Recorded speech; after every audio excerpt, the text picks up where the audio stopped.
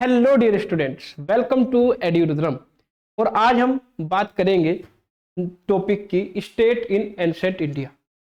बहुत ही प्यारा सब्जेक्ट आपका रहने वाला है। और यहाँ पर देखिए, हम जो आपको नोट्स प्रोवाइड कराएंगे बिल्कुल स्पेशल प्रोवाइड कराएंगे, ठीक है नहीं। आपका जो टॉपिक है आज स्टार्ट हो रहा है और इस टॉपिक में आपका जो है देखिए state in ancient India, evolutionary theory, face theory, mystical theory और कॉन्ट्रैक्ट थ्योरी, ये 5 टॉपिक आज हम कवर करने वाले, ठीक है नहीं। क्योंकि जो स्टेट एंड एंशिएंट इंडिया है इस पर 4 थ्योरी दी गई है। इन चारों थ्योरी को अच्छे से आज समझाया जाएगा। क्लियर हो गई बात। और नोट्स भी देखिए, आज तक मुझे नहीं लगता कि किसी ने ऐसे नोट्स आपको प्रोवाइड कराए होंगे जिस तरह के नोट्स हम आपको प्रोवाइड कराएंगे। ये मेरा एक तरह का एक्सपेरिमेंट भी है। मैंने मुझे लगा कि भाई स्टूडेंट के लिए इस तरह के नोट्स अच्छे रहेंगे। और यहाँ पर देखिए, मैं आपको दिखा भी दूं कि क्या पैटर्न हमारा रहने वाला है नोट्स का। यहाँ पर आप देख रहे होंगे, देखिए कि ऊपर आपका इंग्लिश लैंग्वेज में आपका कंटेंट लिखा हुआ है और नीचे उसका जो है हिंदी में अनुवाद लिखा हुआ है। अब इसमें बच्चों को समझने में आसानी रहेगी। जो यूपी बोर्ड के स्टूडेंट है, जिनका बैकग्राउंड यूपी बोर्ड का रहा है, उन्हें खासकर प्रॉब्लम आती है। देखिए, जो सीबीएसई बोर्ड का जिसकी इंग्लिश अच्छी है उसके लिए तो यही सफिशियंट है। लेकिन नीचे जो ये दिया गया है, ये मान के चलिए कि यूपी बोर्ड के लिए एक जीवनी का काम करेगी। आपको जो टॉपिक समझ में नहीं आएगा, आप उसका अनुवाद समझकर समझ सकते हैं। आपको वहां पर टॉपिक और क्लियर हो जाता है। तो कोशिश हमारी यही है, देखिए सब्जेक्ट में कि सब्जेक्ट में हम आपको जो है बिल्कुल 5 की 5 यूनिट में ऐसे ही नोट्स प्रोवाइड कराएं। कोशिश मेरी यही रहेगी कि सारा कंटेंट जितना भी मैं आपको प्रोवाइड कराऊं, हर एक पीपीटी में जो ऊपर कंटेंट होगा नीचे उसका अनुवाद आपको मिलेगा, जिससे कि आपको समझने में आसानी हो। क्योंकि ये जो सब्जेक्ट है, ये सब्जेक्ट ये मान के चलिएगा कि ये जो हमारा प्राचीन इतिहास रहा है उससे रिलेटेड है। अब प्राचीन इतिहास को जितना अच्छा आप हिंदी में समझ सकते हैं, उतना अच्छा इंग्लिश में समझना थोड़ा सा टिपिकल है यूपी बोर्ड वाले स्टूडेंट्स के लिए, ठीक है नहीं। तो यहां पर देखिए, बहुत अच्छे से पढ़ाने वाले हैं, बहुत प्यारा हम इसको सब्जेक्ट को बनाने वाले हैं। जिन बच्चों के लिए सब्जेक्ट बोरिंग है, जिन्हें ये बोरिंग सब्जेक्ट लगेगा, उनके लिए भी ये सब्जेक्ट अब इंटरेस्टेड बनने वाला है। क्लियर हो गई बात। और इतना ही कहना चाहूंगा, देखिए सभी बच्चों को शेयर कीजिए, ये वीडियो जरूर आप शेयर कीजिएगा कि भाई अगर कोई भी सब्जेक्ट को पढ़ रहा है तो वो इस सब्जेक्ट को अच्छे से यहां से पढ़ सकता है। मुझे नहीं लगता कि इससे ज्यादा कुछ मैं कर सकता हूं आपके लिए। आपको सारी वीडियो समझाऊंगा भी और साथ के साथ देखिए इंग्लिश और हिंदी दोनों में आपको समझाऊंगा, ठीक है नहीं, जिससे कि हर एक टॉपिक आपका साथ के साथ क्लियर होता चले। तो सबसे पहले देखिए, हम बात करेंगे जो मेन टॉपिक हमारा है स्टेट इन एंशिएंट इंडिया, ठीक है नहीं। पहले मैं आपको ये पढ़ाऊंगा, इसके बाद इसमें 4 थ्योरी दी गई है, उन चारों थ्योरी को एक्सप्लेन करूंगा, ठीक है। तो देखिए, सबसे पहले हमारा जो स्टेट इन एंशिएंट इंडिया है, ये क्या है? इसका मतलब होता है प्राचीन भारत में राज्य।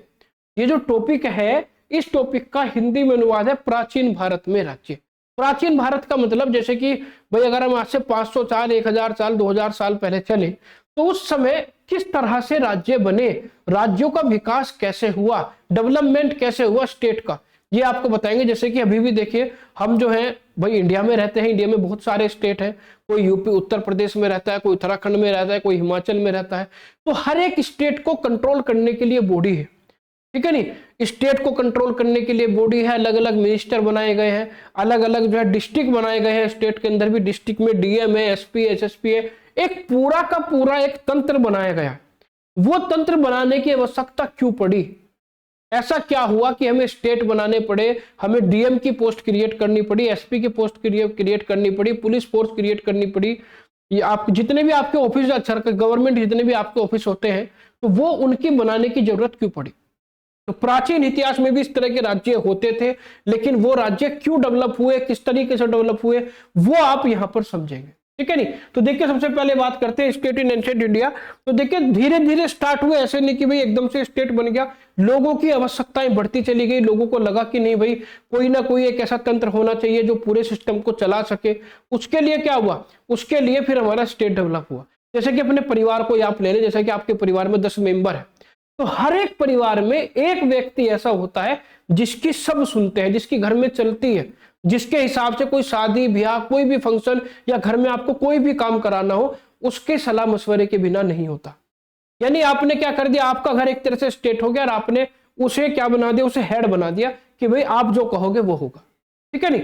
और वही लीड भी करता है, मान लो कोई बच्चा भटक रहा है, कोई गलत रास्ते पर चल रहा है, उसे सही रास्ते पर लाने का काम भी वही हेड करता है परिवार में।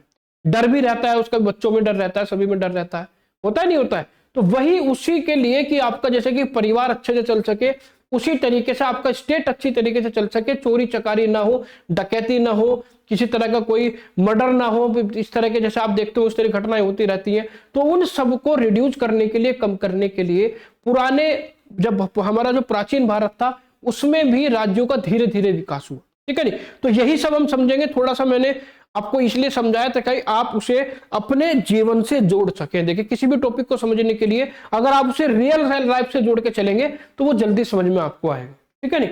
तो यहां पर देखिए बात करते हैं, यहां पर मैं आपको अच्छे समझाता हूं। देखिए यहां पर अगर मैं बात करूं, देखिए the state in ancient India develop slowly as people began living together in settled community, ठीक है।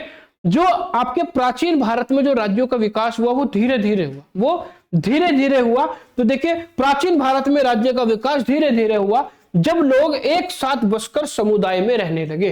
पहले लोग क्या, जैसे अपने आदिवासी सुने होंगे, आदिवासी या मतलब आदि मानव जो होते थे वो क्या है अलग अलग रहते थे, लेकिन धीरे धीरे वो कम्युनिटी में रहने लगे, धीरे धीरे वो एक साथ रहने लगे। तो जब वो एक साथ रहने लगे तो वहां पर उन्हें ये होना लगा कि भाई एक राज्य बनाना पड़ेगा, एक हमें जैसे कि 10 फैमिली या 20 फैमिली रह रही है कि इन 20 फैमिली का कोई हेड बनाना पड़ेगा जो इन 20 फैमिली की सुरक्षा कर सके, उन पर जो है एक मतलब रूल रेगुलेशन अप्लाई कर सके। तो उसी तरीके से यहाँ पर यही कहा है कि प्राचीन भारत में राज्य का विकास धीरे धीरे हुआ जब लोग एक साथ बसकर समुदाय में रहने लगे, कम्युनिटी में रहने लगे। एक जैसे कि मोहल्ले या कॉलोनी कहते हैं, कॉलोनी में जैसे हम रहते हैं, ठीक है नहीं। आपने देखा होगा कि जैसे शहरों में कॉलोनी होती है तो कॉलोनी में वार्ड मेंबर बनाए जाते हैं, गांव में प्रधान बनता है, बनते हैं नहीं बनते हैं। तो वो क्या करते हैं, वो एक तरह से राज्य तो स्थापित करता है कि ग्राम पंचायत है, कोई भी मुकदमा होगा, कोई भी किसी के घर में कोई भी दिक्कत होगी तो वो ग्राम पंचायत में जाके उस मुकदमे को सुलझाते हैं, होता है ऐसा।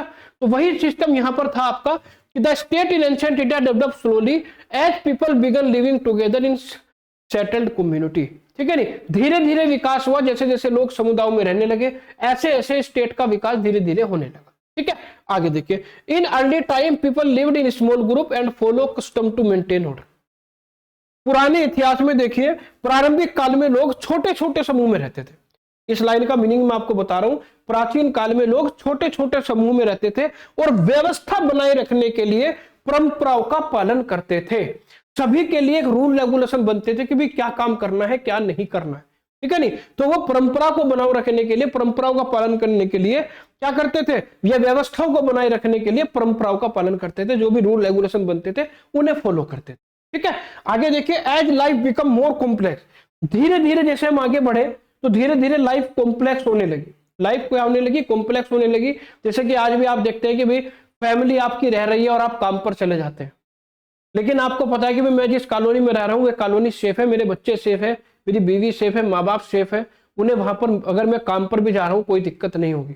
तो ये कॉम्प्लेक्सिटी आज के टाइम में भी है। आज के टाइम में हर व्यक्ति, हर परिवार में जितने भी मेल मेंबर होते हैं वो सभी सुबह काम पे निकल जाते हैं, रात को आते हैं, घर में लेडीज और बच्चे ज्यादातर रहते हैं। तो उनकी सुरक्षा के लिए आप क्या करते हैं, कॉलोनी ऐसी ढूंढते हैं कि जहां पर आपके बच्चे सेफ रह सके, जहां पर रूल रेगुलेशन अच्छे हो, जहां के लोग अच्छे हो, ठीक है नहीं, जहां पर जो मतलब जो नेतृत्व कर रहा हो वो अच्छा हो, ठीक है। जैसे कि कॉलोनी में भी क्या है, कॉलोनी में भी किसी न किसी को मेंबर बनाया जाता है, होता है नहीं होता है। तो यहां पर यही चीज है, देखिए जैसे जैसे लाइफ आपकी कॉम्प्लेक्स होने लगी, there was a need for protection, rule and leadership. जैसे जैसे लाइफ कॉम्प्लेक्स होने लगी यहां पर किसकी आवश्यकता पड़ने लगी, प्रोटेक्शन की, रूल की और लीडरशिप की आवश्यकता होने लगी, ठीक है नहीं। जैसे जैसे जीवन जटिल होता गया सुरक्षा, नियम और नेतृत्व की आवश्यकता बढ़ी। सुरक्षा की, भाई जैसे हम ऑफिस चले जाते हैं तो हमें लगता है कि मेरी फैमिली सेफ है या नहीं है, तो सुरक्षा की व्यवस्था होनी चाहिए, ठीक है नहीं। नियम कानून होने चाहिए भी, कॉलोनी में कोई मतलब गलत काम ना करे उसके लिए कुछ ना कुछ नियम होने चाहिए, ठीक है नहीं। और कोई ना कोई उस कॉलोनी का या उस जो भी आपका समुदाय है उसका कोई नेतृत्व करने वाला होना चाहिए। और इस आगे देखिए, this led to formation of state such as kingdom and republic. और इन्हीं आवश्यकताओं की पूर्ति के लिए राज्यों की स्थापना हुई। देखिए इसी आवश्यकताओं से राज्यों का निर्माण हुआ, जैसे राजतंत्र और गणराज्य। गणराज्य, राजतंत्र अलग अलग तरह के सिस्टम होते हैं। इसमें हम जैसे कि इंग्लिश में किंगडम और रिपब्लिक कहते हैं। रिपब्लिक में जैसे कि हमारा जो देश है वो रिपब्लिक है, हम खुद मिलकर अपनी सरकार चुनते हैं, ठीक है नहीं। और किंगडम में मतलब एक राजा होता है भाई, राजा, उसमें राजा चुनने का अधिकार किसी को नहीं होता, राजा, पुराना राजा मरता है तो नया बन जाता है, ठीक है नहीं। तो दो तरह के होते हैं किंगडम और रिपब्लिक, ठीक। दो तरह की यहाँ पर आपको राज्य की स्थापना मिलेगी, जहां पर लोग अपना राजा खुद चूज करेंगे और जहां पर लोगों को राजा चुनने की आवश्यकता नहीं होती, वहां पर ऑलरेडी कोई ना कोई राजा होता है, ठीक है। तो यहाँ पर दो तरह के आपके होंगे। Ancient India thinkers like Kautilya and other explain the origin of the state in different way, saying it come from people need for safety, peace and cooperation। कुछ आपके देखिए यहाँ पर जैसे कि भारतीय कुछ प्राचीन विचारक थे जिन्होंने अपने विचार दिए इस चीज को लेकर कि भाई स्टेट की स्थापना कैसे हुई, कैसे कैसे प्राचीन भारत में स्टेट का निर्माण हुआ। उसी को लेकर देखिए कौटिल्य जैसे प्राचीन भारतीय विचारकों ने राज्य की उत्पत्ति को विभिन्न तरीकों से समझाया और बताया कि राज्य जो है वो लोगों की सुरक्षा, शांति और सहयोग की आवश्यकता से बना। लोगों को सुरक्षा चाहिए थी, शांति चाहिए थी और उनकी बहुत सारी सहयोग की आवश्यकता थी, तो उन्होंने क्या किया, राज्य की मिलकर स्थापना की, ठीक है। तो यहां पर देखिए मुझे लगता है कि जैसे कि मैंने ये कोई एक नया एक्सपेरिमेंट किया है, देखा कि बच्चों का क्या फीडबैक इस पर आता है। आप अपना फीडबैक जरूर दीजिएगा कि आपको ये कैसा लगा, ये आपको कैसा लगा, ये जो हम आपको प्रोवाइड करा रहे हैं इस तरह का कंटेंट, ये सही है या गलत है, अपने विचार जरूर दीजिएगा। अगर गलत है तो हम बंद कर देंगे, हम केवल इंग्लिश में ही आपको पढ़ाएंगे, ठीक है नहीं। इससे ना आपको सजेशन, जो भी बच्चा वीडियो देख रहा हो सजेशन जरूर दे अपना, ठीक है। चलिए आगे देखिए, इसी में ही और टॉपिक आपके रिस्टेट इन एंशिएंट इंडिया में ही आपके और भी थोड़ा सा मैटर है। Religious and belief also played an important role in shaping the state. अब यहां पर देखिए मैं आपको बता दूं, ये चीज भी मैं आपसे क्लियर करके चलूं, ठीक है। रिलीजियस मतलब होता है धर्म, धर्म जो होता है, धार्मिक विश्वास जो होते हैं, उनका भी इंपॉर्टेंट रोल है राज्य की स्थापना के लिए, ठीक है नहीं। जैसे कि आपने देखा होगा आजकल क्या प्रचलन है, आजकल ये प्रचलन है जिस कॉलोनी में मतलब जो हिंदू कॉलोनी, वहां पर हिंदू ही रहता है ज्यादातर, मुस्लिम कॉलोनी में मुस्लिम ही रह रहे हैं, पसंद नहीं करते, मुस्लिम कॉलोनी में हिंदू पसंद नहीं कर रहा है, हिंदू में मुस्लिम पसंद नहीं कर रहा है। मतलब आजकल की स्थिति ऐसी हो गई, मतलब मैं ये नहीं कह रहा कि मैं इसे बढ़ावा दे रहा हूं, लेकिन स्थिति ऐसी हो गई, लोगों की सोच ऐसी हो गई, वो किस लिए, वो चाहते हैं कि भी शांति रहे, कोई झगड़ा ना हो जाए, उन्हें डर लगता है, ठीक है नहीं। तो कहीं ना कहीं इस तरह की कंडीशंस के हिसाब से धर्म और धार्मिक विश्वासों का भी राज्य के निर्माण में महत्वपूर्ण योगदान था, ठीक है नहीं। Religious and belief also played an important role in shaping the state. State का जो निर्माण हो रहा था उसमें धर्म और धार्मिक विश्वास का भी एक महत्वपूर्ण स्थान था। क्या था देखिए, the idea of dharma guided rules to govern with justice and honesty. धर्म की अवधारणा के अनुसार राजा को न्याय और ईमानदारी से शासन करना चाहिए। धर्म ये कहता है, धर्म क्या कहता है, धर्म ये कहता है कि जो राजा है, जो भी आपने राजा चुना है, जो भी शासन चला रहा है, वो राजा ईमानदारी से क्या करे, शासन करे और ईमानदारी से न्याय करे, किसी के साथ पक्षपात ना करे, ठीक है नहीं। धर्म जात को लेकर किसी के साथ कोई पक्षपात वो ना करे। The king was seen as a protector of the people and not an absolute ruler. और राजा को जो राजा था, राजा को क्या माना जाता था, राजा को लोगों की सुरक्षा करने वाला माना जाता था, राजा को जनता का रक्षक माना जाता था, न कि निरंकुश शासक। कुछ वैसे प्राचीन काल में निरंकुश शासक भी हुए हैं जिन्होंने प्रजा की सेवा नहीं की, एक तरह से राज किया है, ठीक है नहीं। तो यही इसने कहा है कि जो अच्छा जो राजा होता है, जो असली राजा होता है, वो लोगों की रक्षा करता था, वो निरंकुश नहीं होता था, वो प्रजा को सताता नहीं था, प्रजा के लिए अच्छा काम करने की कोशिश करता था।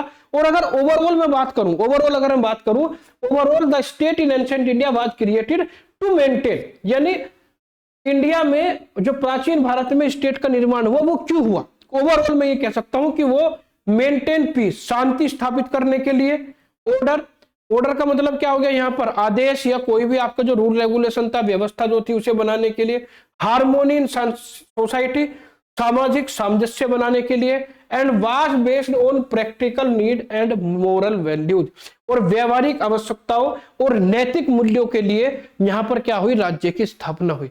यहाँ पर देखिए मैंने लिखा भी इस प्रकार, प्राचीन भारत का राज्य शांति, व्यवस्था और सामाजिक सामंजस्य बनाए रखने के लिए स्थापित हुआ, और यह व्यवहारिक आवश्यकताओं और नैतिक मूल्यों पर आधारित था। यानी जो पहले जो हमने राज्य बनाए वो इसलिए बनाए ताकि सभी परिवार को सुरक्षा मिल सके, ठीक है नहीं, सभी परिवार का में जो है शांति बनी रहे, सभी परिवार में सामाजिक सामंजस्य बना रहे, और उनकी जो व्यवहारिक आवश्यकताएं हैं, जो नैतिक मूल्य है, जैसे कि आजकल भी जो चुनाव लड़ते हैं वो क्या करते हैं, हम आपको सड़क देंगे, पानी देंगे, ठीक है नहीं, बेटियों की रक्षा करेंगे, और आपका जो है रूल रेगुलेशन ऐसे बनाएंगे कि कोई चोरी चकारी ना हो। तो वो भी क्या करते हैं, वो भी तो आपसे यही वादे करते हैं। आज भी यही चल रहा है। आज भी जो आपके ये जो इलेक्शन होते हैं, जो आपके जो चुनाव होते हैं, उसमें भी ये सब वादे करते हैं कि हम आपको शांति देंगे, मैं किसी भी तरह का जो है कोई दिक्कत किसी को नहीं आएगी। तो लोगों को यही भरोसा दिलाते हैं, यही लोगों को चाहिए। तो इन्हीं सब आवश्यकताओं के लिए पहले भी राज्यों का निर्माण हुआ, ठीक है नहीं। तो यहां पर देखिए, मुझे लगता है कि ये जो स्टेट थे आपके, कि स्टेट का निर्माण क्यों हुआ, किस वजह से हुआ, ये सारी बात आपकी समझ में आ गई होगी, ठीक है। अब हम बात करते हैं थ्योरी की।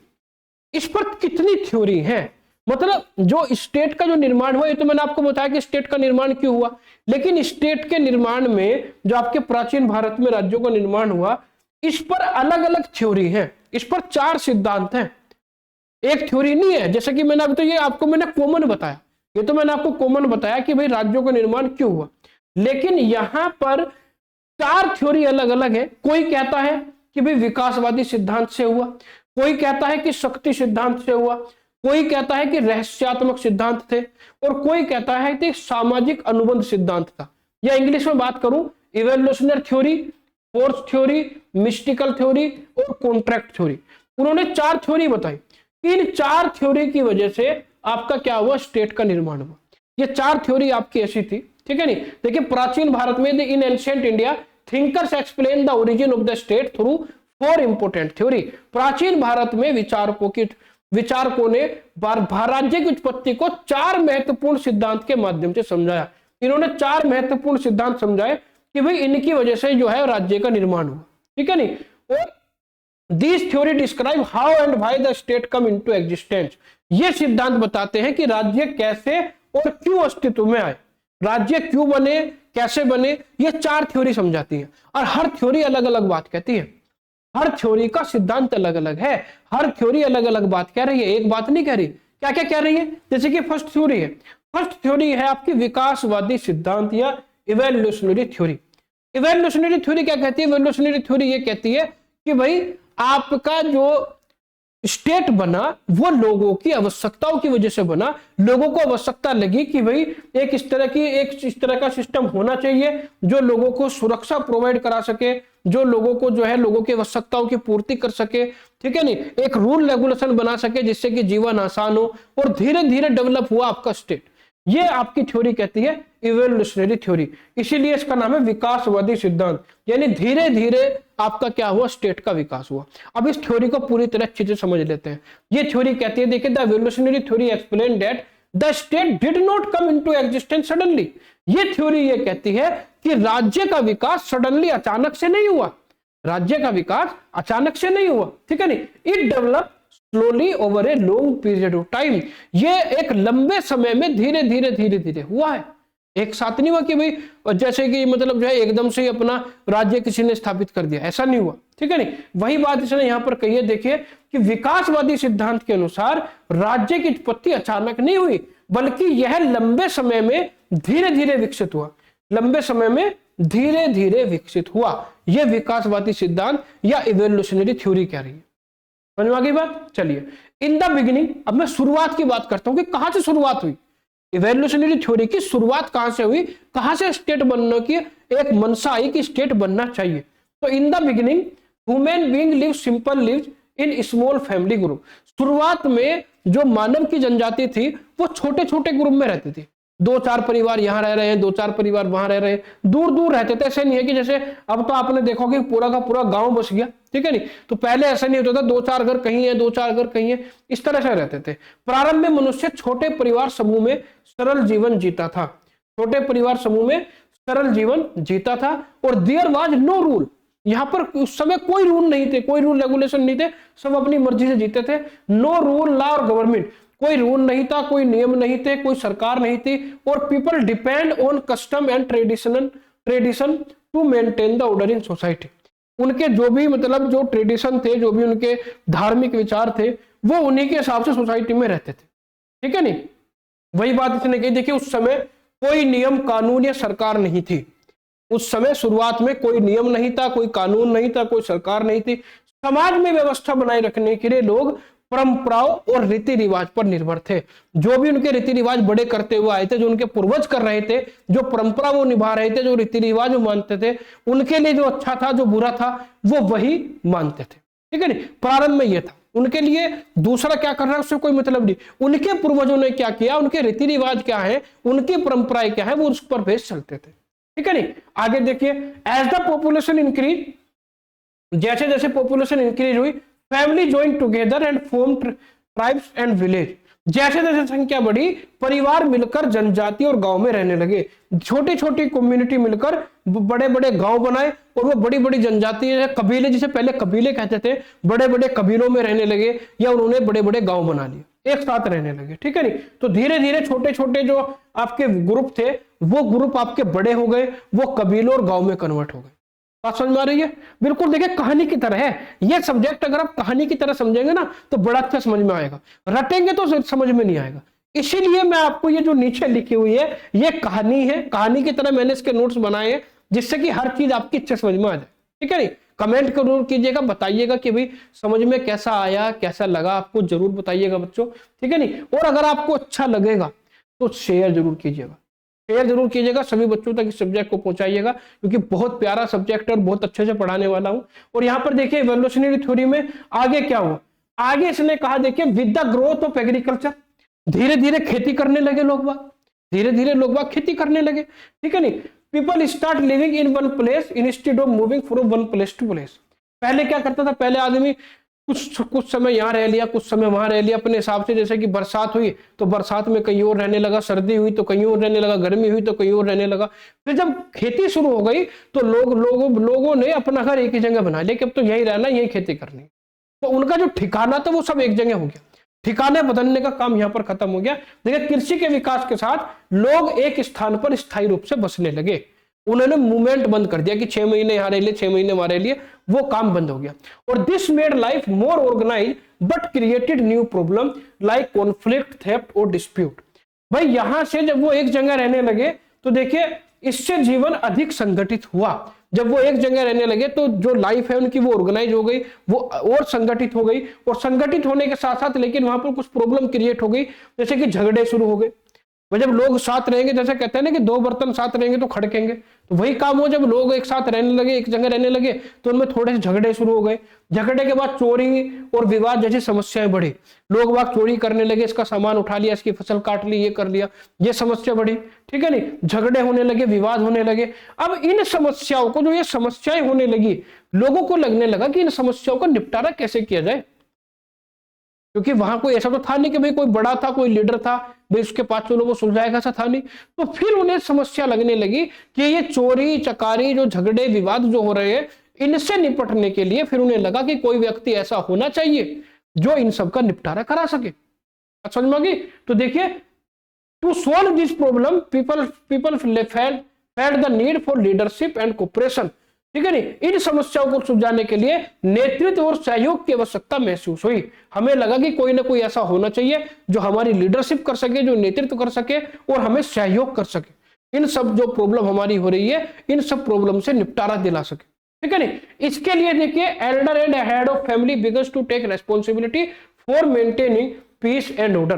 तो फैमिली में जैसे कि भाई एक गांव में जैसे 4-5 बूढ़े हैं, 4-5 बुजुर्ग हैं, तो उन 4-5 बुजुर्गों ने भाई वो जिम्मेदारी ली, जिन्हें पहले सरपंच भी कहते थे, पंच भी कहते थे। ठीक है नहीं, तो उन्होंने जिम्मेदारी ली कि भाई जो भी अब किस तरह का विवाद होगा उसे हम निपटाएंगे अपने तरीके से, उसे हम निपटाएंगे। तो परिवार के जो बूढ़े बुजुर्ग थे उन्होंने वो जिम्मेदारी ली। ठीक है नहीं, तो परिवार के मुखिया और बुजुर्गों ने शांति और व्यवस्था बनाए रखने की जिम्मेदारी संभाली। परिवार के जितने भी मुखिया थे या जो भी बुजुर्ग थे, उन सभी ने कहा कि भाई आप आराम से काम करो, कि जितने भी विवाद अगर कोई होते हैं तो इन्हें हम निपटाएंगे। ठीक है नहीं, यानी उन्होंने अपने बुजुर्गों को, जो गांव के बुजुर्ग थे, उन सबको एक तरह से क्या मान लिया कि भाई कोई भी विवाद होगा तो हम इनके पास जाएंगे। यानी वो एक तरह से शासक बन गए, है ना।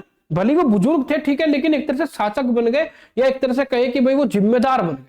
ठीक है नहीं, कि भाई इनकी जिम्मेदारी है, ये रूल रेगुलेशन को सबसे फॉलो कराएंगे, अगर कोई गलत रास्ते पे चलेगा तो उसे सही रास्ते पर लेके आएंगे। तो वहां से मतलब जो स्टेट का बीज बोया गया, वहां से स्टेट का बीज बोया गया according to the evolutionary theory. ठीक है नहीं। आगे देखिए, gradually council like assembly were form to take collective decision, और धीरे धीरे सामूहिक निर्णय लेने के लिए सभाओं और परिषदों का निर्माण हुआ। भाई जैसे कि मान लो, जैसे कि कहते थे गांव में जैसे पंचायत होती है, पंचायत हो रही है, तो वो पंचायत क्या है, वो सभा और परिषद ही तो है। ठीक है नहीं, उसमें पंचायत में सब लोगों को जिसका विवाद था उन्हें बुलाया जाता था, और जो जिम्मेदार लोग होते हैं उन्हें भी बुलाया जाता है, और वो काउंसिल, जो जिम्मेदार लोगों की काउंसिल होती थी, वो उन समस्याओं का निपटारा करती थी एक जगह बैठकर, सब लोगों को बुलाकर सबकी सलाह मशवरे से वो क्या करते थे, उन समस्याओं का निपटारा करते थे। ठीक है नहीं। और as society become more complex stronger political institution develop, और जैसे जैसे सोसाइटी और कॉम्प्लेक्स होने लगी, तो जो बड़े बुजुर्ग थे अब उन्हें भी लगा कि भाई अब हमसे भाई नहीं हो पा रहा है, हमारी लोग बाग नहीं सुन रहे हैं, एक ऐसा सिस्टम बनाया जाए, एक ऐसा सिस्टम बनाया जाए जिससे कि लोगों के अंदर डर भी रहे कि भाई अगर मैं ये करूंगा तो भाई मुझे जेल हो जाएगी, फांसी हो जाएगी, या कुछ ना कुछ उसमें दंड का प्रावधान भी रखा जाए। तो यहां पर देखिए, समाज के और अधिक जटिल होने पर राजनीतिक संस्थाएं भी मजबूत होती गई, और यहां से जो राजनीतिक संस्थाएं थी, जो आपकी पॉलिटिक्स थी, वो आपकी मजबूत होती चली गई। मजबूत का मतलब यह है कि जैसे कि भाई गांव में 4 बुजुर्ग हैं, अब उन 4 बुजुर्ग में मान लिया भाई दो की तो सब सुन रहे हैं, 2 की नहीं सुन रहे, तो 2 को लगा यार मैं भी तो बुजुर्ग हूं भाई, मैं भी तो बड़ा हूं, मेरी कोई नहीं सुन रहा, तो वहां पर गुटबाजी, या मतलब एक तरह से सामाजिक, एक तरह से 2 पार्टी बन गई। ठीक है नहीं। पॉलिटिक्स में क्या होता था, पार्टी तो होती है भाई, 2 पार्टी बन गई, 2 पार्टी में फिर क्या हुआ कि भाई तू मेरी तरफ ही चलता था, तो वही सिस्टम आपका यहां चलने लगा। ठीक है नहीं।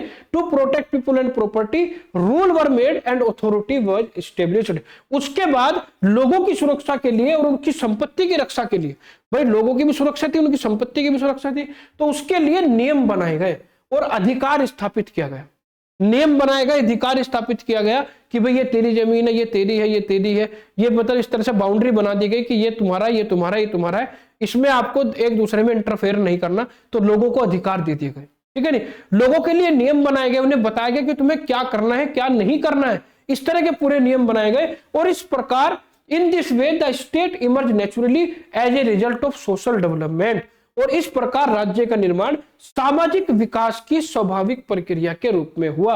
यानी जो स्टेट बनाए गए, वो स्टेट इसलिए बनाए गए थे कि वो समाज का विकास कर सके, लोगों को सुरक्षा दे सके, लोगों की संपत्ति की सुरक्षा कर सके। ठीक है ना, जितने भी डिस्प्यूट थे उन सबका निपटारा कर सके, उसके लिए यहां पर किसकी शुरुआत हुई, यहां पर स्टेट बनने की शुरुआत हुई।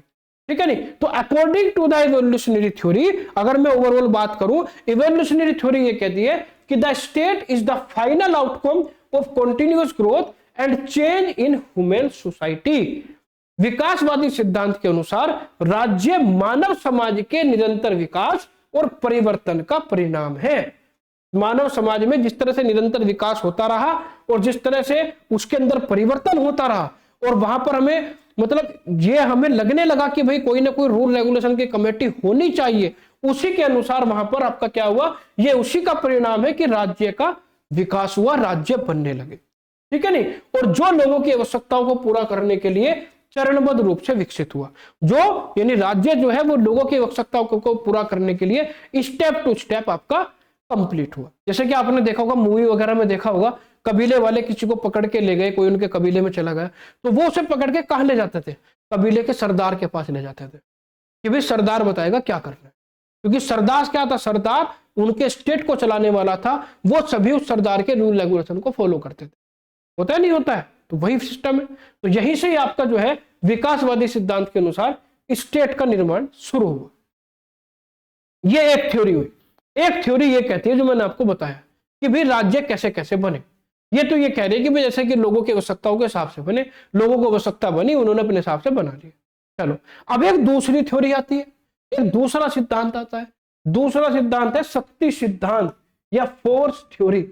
अब फोर्स थ्योरी देखिए, फोर्स जैसे नाम से आपको पता चल रहा हो, शक्ति सिद्धांत का मतलब ये हो गया कि भाई किसी ने अपने बलपूर्वक अपने राज्य को स्थापित कर लिया। ठीक है ना, कोई इतना बलशाली था कि उसने पूरे गांव पर अपना कब्जा कर लिया, और उसने कहा कि आपको मेरे रूल रेगुलेशन मानने ही पड़ेंगे, चाहे वो तुम्हारे लिए गलत हो या सही। बात समझ में आ गई। तो वो थ्योरी है आपकी फोर्स थ्योरी, कि जिसने बलपूर्वक राज्य की स्थापना की। ठीक है नहीं। तो ये थ्योरी ये कहती है कि राज्यों की स्थापना जो हुई है वो बलपूर्वक हुई है, कुछ लोगों ने अपने बल से राज्यों को बनाया है और उन पर राज किया है। चलिए इस थ्योरी को भी देखते हैं कि थ्योरी क्या है। जो मैंने बताया 2 लाइन है तो वही, लेकिन फिर भी समझ लेते हैं। देखिए देखिए, फोर्स थ्योरी से that the state was born out of force. Force theory ये कहती है, बल सिद्धांत ये कहता है कि भाई राज्य की उत्पत्ति बल के प्रयोग से हुई। राज्य की उत्पत्ति लोगों की आवश्यकताओं के अनुसार नहीं हुई, ये हुई है बल के प्रयोग से। बात समझ में आई? According to this idea, when one strong person और a small powerful group capture an area, they made the people living there obey them. जैसे कि आपने मूवी में देखा होगा, कोई जैसे कि बड़े बड़े गुंडे जैसे मूवी में विलन दिखाते थे, तो वो किसी एक मतलब एक एरिया पर कब्जा कर लेते थे, तो वहां के लोग डरे डरे रहते थे, उन्हीं की बात मानते थे, उन्हीं के अनुसार चलते थे नहीं चलते थे। तो वो उन्होंने बलपूर्वक क्या करते थे, एक एरिया पर कब्जा कर लेते थे, ठीक है नहीं, कि भाई ये स्टेट मेरा हो गया और यहाँ जो भी चलेगी यहाँ का माई बाप मैं हूं, ठीक है नहीं। तो वही चीज यहाँ थी। देखिए इस विचार के अनुसार जब कोई एक शक्तिशाली व्यक्ति या कोई छोटा दल छोटा लेकिन ताकतवर समूह किसी क्षेत्र पर कब्जा कर लेता था, तो वह वहां रहने वाले लोगों को अपने आदेश मानने के लिए मजबूर करता था। ये सेकंड लाइन यही कह रही है, ठीक है नहीं। भाई कोई एक व्यक्ति बलशाली है, उस व्यक्ति के साथ 2-4 लोग और हैं कि भाई हम छोटा सा एक समूह है, वो बलशाली है, उन्होंने सबने मिलकर क्या कर लिया, कब्जा कर लिया किसी गांव पर कि भाई यहां मेरा अधिकार है, आप जैसे मैं कहूंगा आपको ऐसा करना पड़ेगा, ठीक है नहीं। और slowly this control become the beginning of state. और यही कंट्रोल धीरे धीरे क्या करता था, धीरे धीरे राज्य की स्थापना करता था, और वो बलशाली व्यक्ति उस राज्य का राजा कहलाता था, ठीक है नहीं। तो धीरे धीरे यह नियंत्रण एक राज्य की शुरुआत बन जाता था। पहले उसने लोगों पर जो है अधिकार जमाया, लोगों को अपने पक्ष में लिया, उन पर जो है रूल रेगुलेशन थोप दिए अपने, और फिर धीरे धीरे वहां का राजा बन के बैठ जाता था। यहीं से एक राज्य का बीज डलता था, यहीं से राज्य बनना शुरू होता था। और after force was used, all the basic part of state appeared, such as population, territory, government and sovereignty, ठीक है नहीं। और बल के प्रयोग के बाद राज्य के सभी मूल तत्व दिखाई देने लगते थे। जैसे ही वो वहां पर कब्जा करता था, धीरे धीरे वहां पर क्या क्या चेंज मिलता था। वहां पर आपको जैसे जनसंख्या, क्षेत्र, सरकार और सार्वभौमिकता यानी सत्ता, सब कुछ वहां पर आपको नजर आने लगता था। अब एक ऐसा लगने लगता था कि फोर्स के बाद कि ये इतनी बाउंड्री के अंदर इस बलशाली योद्धा का राज्य है और ये इस पर राज करता है। वहां पर उसी की जनसंख्या होती थी, उसी का क्षेत्र होता था, उसी की सरकार अपनी अलग होती थी, और वही वहां पर क्या करता था, सत्ता चलाता था, ठीक है नहीं। तो ये आपकी फोर्स थ्योरी कहती है। फोर्स थ्योरी में और भी कंटेंट है, आगे मैं बात करूंगा। देखिए इसके अंदर, इन ancient time people lived in small group और क्लेन। आपको पता है कि प्राचीन समय में लोग छोटे छोटे समूह या कबीले में रहते थे। जो क्लैंस है, क्लैंस को कबीला कहते हैं, तो पहले लोग छोटे छोटे समूह या कबीले जैसे कबीले में रहते थे, आपको पता है, ठीक है नहीं। और these clans often fought with each other for land, water, animal and other resources. ये जो कबीले होते थे, ये कबीले आपस में ही लड़ते थे। पहले लोगों को क्या चाहिए था, पहले लोगों को चाहिए था पानी पीने के लिए, ठीक है नहीं, अनाज खाने के लिए, या कुछ ना कुछ जो भी वो खाते थे। उनकी जो लड़ाई थी वो पेट भरने के लिए थी पहले लोगों की, ठीक है नहीं। तो क्या था, देखिए, these clans often fought with each other for land, water, animal and other resources. ये कबीले भूमि, पानी और पशुओं और अन्य संसाधनों के लिए लड़ते रहते थे। पहले लोग पशु बहुत खाते थे, आपने देखा होगा जितने भी आदि मानव थे पशुओं पर निर्भर थे, पशु ही खाते थे, ठीक है नहीं, खेती बाड़ी इतनी जानते नहीं थे। तो वो कबीले आपस में भूमि के लिए, पानी के लिए, जैसे कि एक नदी किसी कबीले में पड़ रही है तो वो दूसरे कबीलों को वहां पर आने नहीं देती थी पानी के लिए। पहले नल थोड़ी थे कि नल थे, पानी नदियों से पिया जाता था। तो वहां क्या उनमें जो है डिस्प्यूट हो जाता था, एक नदी के पानी के लिए लड़ाई, आपस में लड़ने लगते थे। या भूमि में मान लिया कबीला आके यहाँ बस गया, दूसरा कबीला कहते थे भाई तुम यहाँ कैसे रहने लगे, ये भूमि तो हमारी है, उसके लिए लड़ाई होने लगी। जानवरों के लिए लड़ाई होने लगी, ठीक है नहीं, कि भाई ये शिकार मेरा है, ये शिकार मेरा है, तुमने कैसे शिकार कर लिया। तो इन चीजों के लिए जो पुराने कबीले थे वो पानी, भूमि या अन्य संसाधनों के लिए आपस में लड़ते रहते थे। और the Aryans clan in early India was fought for cows, pastoral land and river water. प्राचीन भारत के जो आर्य कबीले थे, आर्य कबीलों में भी गायें, चरागाहों और नदी के पानी के लिए संघर्ष होता था, ठीक है ना। जो प्राचीन भारत में जो आर्य कबीले थे वो भी गायें, चरागाहों कहते हैं जहां पर बहुत सारे जानवर पाले जाते हैं, या और नदी के पानी के लिए संघर्ष होता था। और in this fight only a brave and strong warrior could protect the group. इन सभी फाइट में, जैसे कि आपने मूवी में देखा होगा, हर कबीले में एक ऐसा बलशाली योद्धा होता था जो सबको हरा देता था, ठीक है नहीं। तो वही काम यहां होता था कि इस फाइट में इन लड़ाइयों में केवल एक बहादुर और शक्तिशाली योद्धा ही समूह की रक्षा कर सकता था। उस समय सभी कबीले वाले उस बहादुर व्यक्ति के पास जाते थे कि भैया अब आप ही बचा लो, बहू को कोई नहीं बचा सकता, अब हमें आप ही बचा सकते हो, ठीक है नहीं। यानी उन सभी लोगों ने उस बलशाली व्यक्ति के आगे समर्पण कर दिया। तो वो जो बलशाली व्यक्ति तो वो ऐसे हो जाता था कि वाह, मैं तो मतलब शासक हो गया, ये तो मतलब इन्हें तो मेरी आवश्यकता है, ठीक है नहीं। तो वहां पर क्या हुआ, वो सभी जितने भी जब इस तरह के डिस्प्यूट होने लगे तो पूरा कबीला ये देखता था कि कौन बलशाली है और कौन हमें बचा सकता है। उनके कबीले में जो भी बलशाली होता था तो because of his strength people started respecting him. अपनी शक्ति और साहस के कारण लोग उसका सम्मान करने लगते थे। जो ब्रेव था, जो बहादुर था, जिससे लोग बाग हाथ जोड़ के कह रहे थे कि मैं बचाओ, तो लोग बाग उसका सम्मान करने लगते थे और उसके साहस से, जो उसका साहस था, उसकी शक्ति थी, उसकी वजह से उसका सम्मान करते थे कि भाई ये बड़ा बलशाली है, ये कुछ भी कर सकता है, ये हमें बचा भी लेगा और हमें मार भी सकता है। उन्हें पता था, ठीक है नहीं। और they obey him not only during war but also in times of peace. वे केवल युद्ध के समय ही नहीं बल्कि शांति के समय भी उसकी बात मानते थे। ऐसा नहीं है कि जब उनके युद्ध का समय आया तभी वो उसे याद करते थे। जब उसने युद्ध में उन्हें बचाया तो वो हमेशा के लिए उसे माई बाप मान लेते थे कि भाई अब इसके अनुसार ही कबीला चलेगा, ठीक है नहीं। तो वो कबीले का सर्वे सर्वा हो जाता था, ठीक। और step by step this leader become the head of clan and later भी बिकम द किंग। और धीरे धीरे वही योद्धा कबीले का नेता बनता था और बाद में वही कबीले का राजा बन जाता था। होता था ऐसे ही, देखा होगा आपने। तो ये आपकी फोर्स थ्योरी कहती है कि यहां पर जो राजा बनता था वो बलशाली, बल के दम पर बनता था। जो बलशाली था वही राजा बनेगा। बात समझ में आ गई। और सम एंशिएंट टेक्स्ट, यहां पर देखिए कुछ आपके जो कुछ प्राचीन ग्रंथ जैसे कि वेद है हमारे, या और भी बहुत सारे ग्रंथ हैं, तो वो देखिए क्या कहते हैं। Some ancient text like the Veda and Brahmanas also show that the king was mainly a military leader. कुछ प्राचीन ग्रंथ जैसे वेद और ब्राह्मण ग्रंथ बताते हैं कि राजा मुख्य रूप से एक सैन्य नेता होता था। कि राजा जो होता था वो एक सैन्य नेता होता था जो सेना का नेतृत्व करता था और आगे होकर युद्ध को लड़ता था।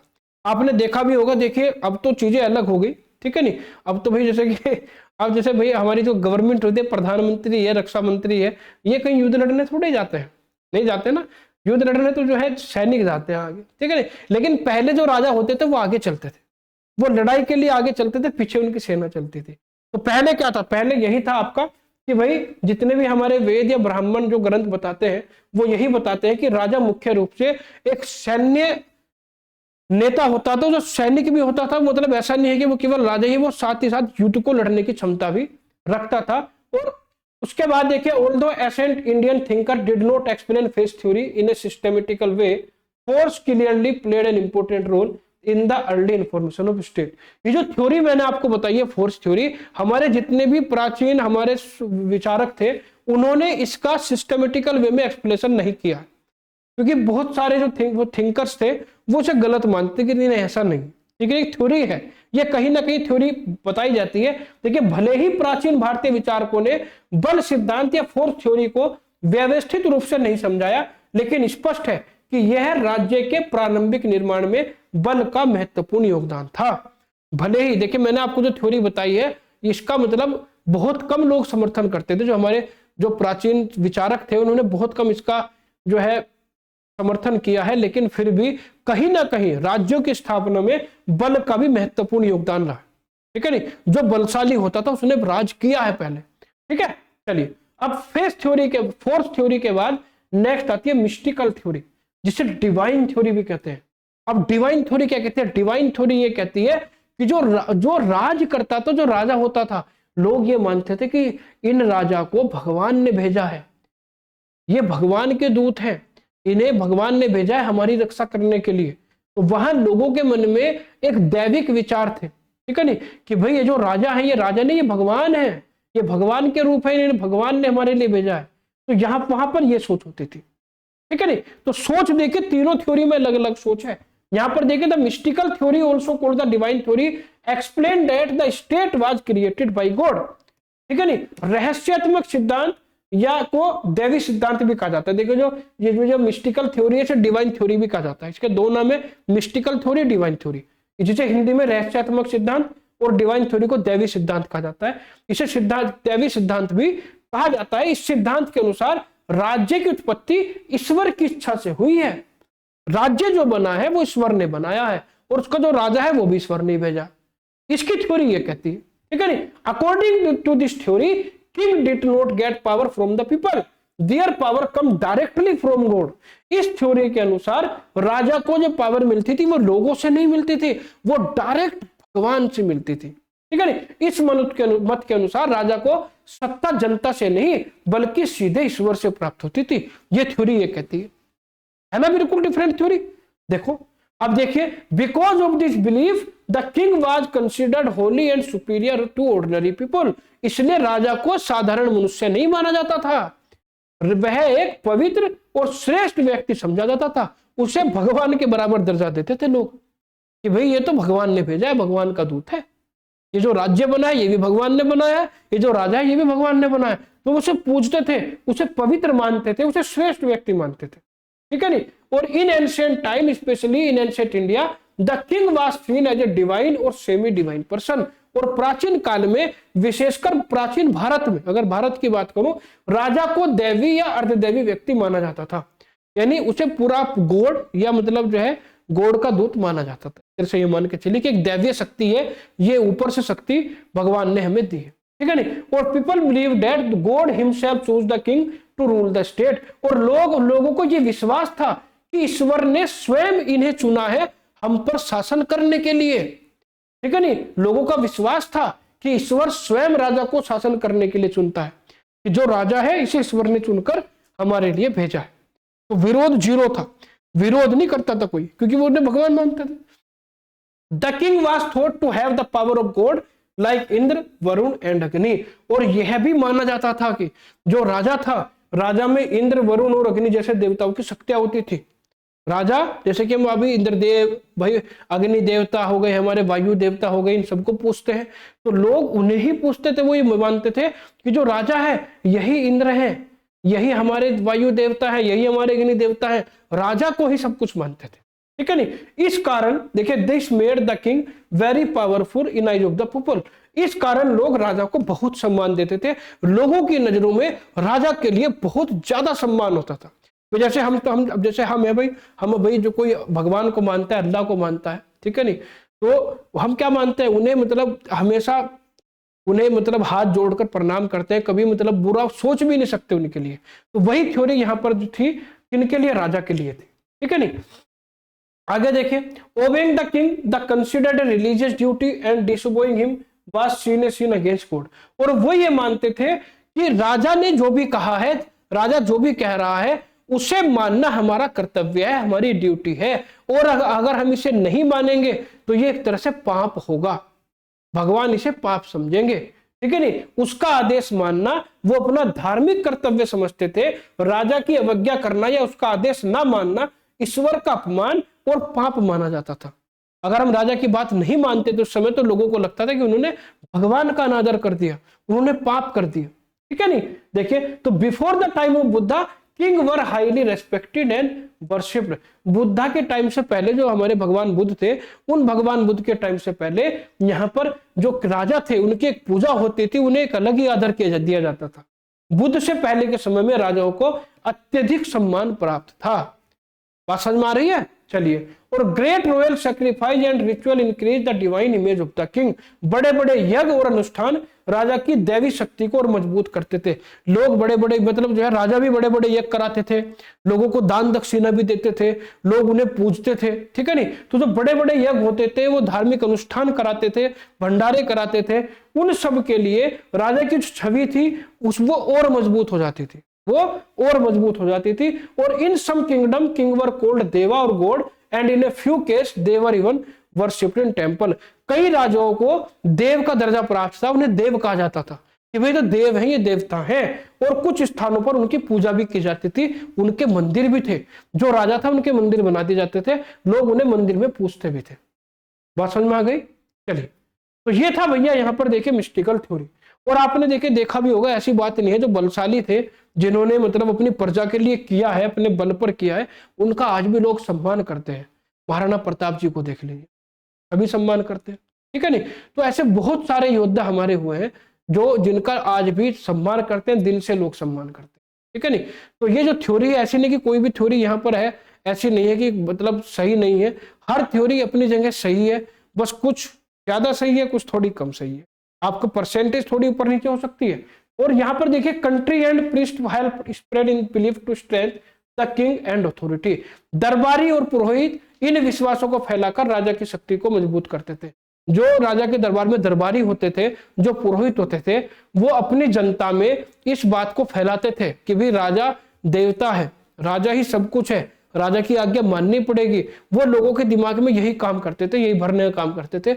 उनका यही काम था कि भाई राजा की हर जगह तारीफ करना, राजा की कोई बुराई तो नहीं कर रहा ये पता कर, ठीक है नहीं। और the main aim of the mystical theory was to create obedience among the people. और इस सिद्धांत का मुख्य उद्देश्य जनता में आज्ञाकारिता पैदा करना था।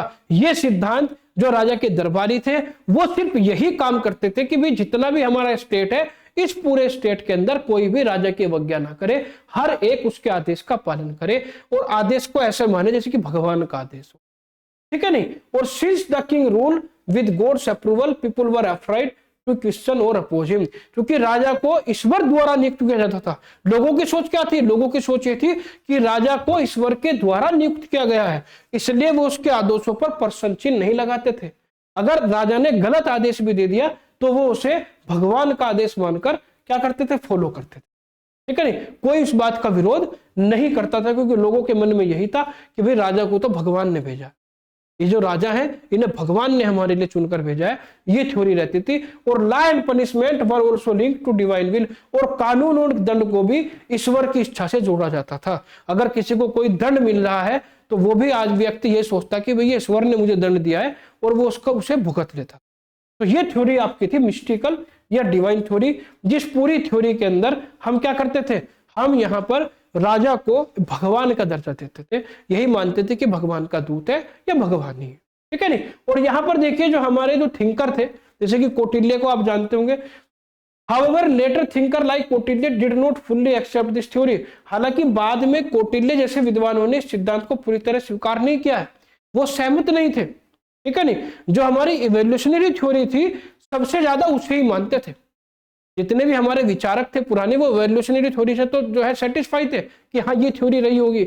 लेकिन फोर्थ थ्योरी या आपकी मिस्टिकल थ्योरी, इन सबको वो दरकिनार करते थे पूरी तरह से। ये कहते थे कि पूरी तरह से सही नहीं है, ठीक है नहीं। और he believe that such idea were use mainly as propaganda to maintain discipline and order in society. वो ये मानते थे, उनके अनुसार यह सिद्धांत जनता में अनुशासन बनाए रखने के लिए एक प्रकार का प्रचार मात्र था। यानी वो जो उसके दरबारी जो पुरोहित लोगों को बताते थे कि ये भगवान है, ये भगवान के दूत है, वो सिर्फ इसलिए बताते थे कि भाई लोगों में अनुशासन बना रहे, लोग राजा की आज्ञा को माने, जो उन्होंने नियम बनाए हैं उनको माने।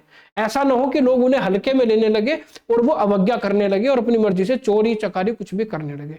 तो हमारे विचारक ये कहते थे कि भाई ये सब कुछ इसलिए बनाया जाता था कि वो राजा के दूत है, या मतलब जो भगवान के दूत है, जिससे कि राज्य में अनुशासन बना रहे, ठीक है नहीं। और इन शॉर्ट अगर मैं लास्ट में अगर एक लाइन में कहूं, the mystical theory explain the origin of the state by connecting kingship with divine power and religious belief, ठीक है नहीं। इस प्रकार रहस्यात्मक सिद्धांत या आपका मिस्टिकल थ्योरी राज्य की उत्पत्ति को ईश्वर और धर्म से जोड़कर समझता है। वो यहाँ पर जो आपकी थ्योरी है, मिस्टिकल थ्योरी है, उसे रिलीजन से जोड़कर देखता है, ठीक है। चलिए अब हम बात करते हैं लास्ट आपकी contract theory. Contract theory, contract का मतलब क्या होता है? कॉन्ट्रैक्ट जैसे कि एक आपने जैसे मकान बनाने के लिए कॉन्ट्रैक्ट दे दिया, या आपने जो है चिनाई करने के लिए, रंग पुताई करने के लिए कॉन्ट्रैक्ट दे दिया। इसी तरीके से यहां पर जो हमारा कॉन्सेप्ट है, यहां पर हमारा कॉन्सेप्ट कॉन्ट्रैक्ट थ्योरी का ही है। इस थ्योरी के अकॉर्डिंग अगर मैं बात करूं तो इस थ्योरी के अकॉर्डिंग क्या करते थे कि लोगों ने क्या किया, लोगों ने कॉन्ट्रैक्ट दे दिया। कुछ लोगों को बुलाया, कुछ लोग जो समझदार थे उनसे कहा कि भाई हम तो काम में लगे रहते हैं, परिवार के पालन पोषण में लगे रहते हैं, आप एक काम करो, हम आपको टैक्स देंगे अपनी सैलरी का जितना भी है, और आप जो है अनुशासन बना के रखो, अपनी हमें सुरक्षा दो, ठीक है नहीं। और यहाँ पर एक रूल रेगुलेशन की सोसाइटी बनाओ, ठीक है नहीं। तो इसे कॉन्ट्रैक्ट माना जाता था। एक थ्योरी ये भी है कि राज्य कैसे बने, राज्य की स्थापना कैसे हुई। एक थ्योरी ये भी है जैसे कि आजकल गवर्नमेंट में हम क्या करते हैं, हम गवर्नमेंट को टैक्स देते हैं कि भाई हम आपको टैक्स देंगे, आप हमारे राज्य को चलाओ, आप लोगों को पानी बिजली, जो गरीब लोग हैं उन्हें सुविधाएं दो, ठीक है नहीं, हमें सुरक्षा दो, होता ही है नहीं। तो ये सब क्या होता है, ये सब इसीलिए एक तरह से कॉन्ट्रैक्ट थ्योरी ही है।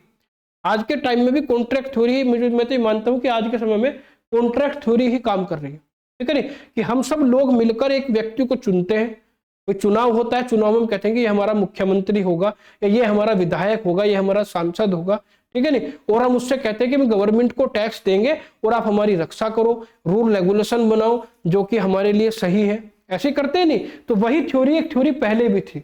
The contract theory also known as social contract theory explain how the state and government come into existence. इसे संविदा सिद्धांत भी कहते हैं। आपने देखा होगा संविदा पर जॉब निकलती है 3 साल के लिए, 5 साल के लिए, तो वही तो चीज है, हम सरकार चुनते हैं 5 साल के लिए, तो संविदा पर ही तो हो गई, परमानेंट थोड़ी हो गई। तो ये जो सरकार हम चुनते हैं, ये कॉन्ट्रैक्ट थ्योरी से चुनते हैं, यहाँ पर संविदा सिद्धांत या सामाजिक अनुबंधी चलता है।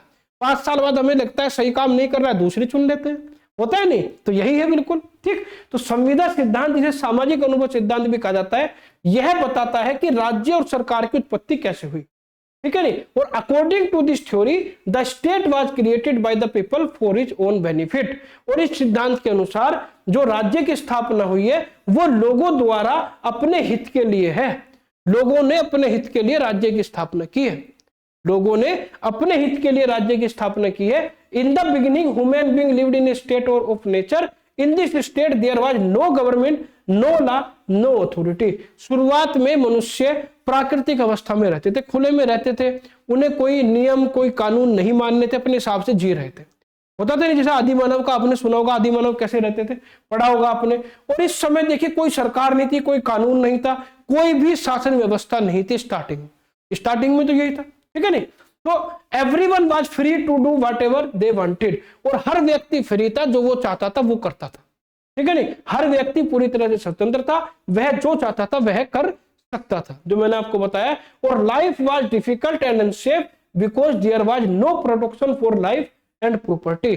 धीरे धीरे जब लोगों ने अपनी प्रॉपर्टी बनाई, एक जगह रहने लगे, खेती करने लगे, तो वहां पर सबसे बड़ी दिक्कत क्या हुई कि जीवन सुरक्षित नहीं था और जीवन और संपत्ति की कोई रक्षा नहीं थी।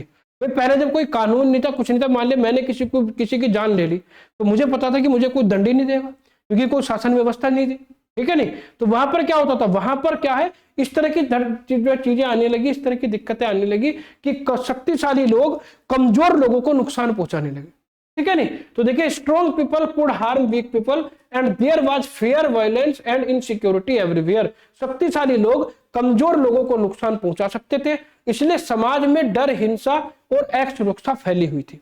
जो शक्तिशाली था वो अपना क्या करता था, वो कमजोरों का कत्ल करता था और अपना राज करता, ये चलता था। आज भी चल रहा है, ऐसी बात नहीं है। आज भी आप देख रहे होंगे आसपास के जो देश हैं आपके, वो कोई किसी पर कब्जा कर रहा है, कोई कहीं युद्ध चल रहा है, तो वो क्या कर रहे हैं, शक्तिशाली जो होगा वो हल्के को दबा रहा है, वही चल रहा है। तो ये थ्योरी मैं तो मानता हूँ कि जो कॉन्ट्रैक्ट थ्योरी है यही असली थ्योरी है और आज भी यही चल रही है मेरे हिसाब से। देखिए वैसे तो मैं इतना जो है विचारक नहीं हूं जो कौटिल्य जैसे विचारक थे, मैं तो अपने विचार बता रहा हूं, लेकिन मैंने जो पढ़ा है मुझे इन चारों थ्योरी में यही एक थ्योरी लगी है जो आज भी चल रही है, ठीक है नहीं। और देखिए slowly people realise that living like was dangerous, ठीक है नहीं, living like this was dangerous. और शक्तिशाली लोग इसके बाद देखिए धीरे धीरे लोगों को समझ में आया कि इस तरह का जीवन खतरनाक है, अगर हम इस तरह जीते रहेंगे, एक दूसरे को मारते रहेंगे, तो ये तो बड़ा खतरनाक रहेगा। कोई भी बलशाली किसी को भी मार देगा, कभी भी मार सकता है, बच्चों को मार सकता है, महिलाओं को मार सकता है, पुरुषों को मार सकता है, ठीक है नहीं। तो they understood that peace and safety were necessary for a better life. और वो समझ गए कि एक अच्छी लाइफ के लिए शांति और सुरक्षा जरूरी है। अगर शांति और सुरक्षा नहीं है, आपने भी देखा होगा, अगर आपके परिवार में ही शांति नहीं है, आपके परिवार में सुरक्षा का माहौल नहीं है, तो वहां आप रह नहीं सकते, आपकी लाइफ बड़ी टिपिकल हो जाएगी। तो वही चीजें आपकी एक कम्युनिटी के लिए भी हो जाती है कि उन्होंने महसूस किया कि अच्छे और सुरक्षित जीवन के लिए शांति और सुरक्षा बहुत जरूरी है, ठीक है नहीं। अब जब उन्हें महसूस हुआ तो उन्होंने सोचा कि भी क्यों ना एक ऐसा सिस्टम बनाया जाए जो हमें सिक्योरिटी भी दे और जहां हमें शांति भी मिले। तो उसके लिए उन्होंने क्या किया, so people decide to come together and make an agreement among themselves, this agreement is called a social contract. इसलिए लोगों ने मिलकर आपस में एक समझौता किया, इसी समझौते को सामाजिक अनुबंध कहा जाता है।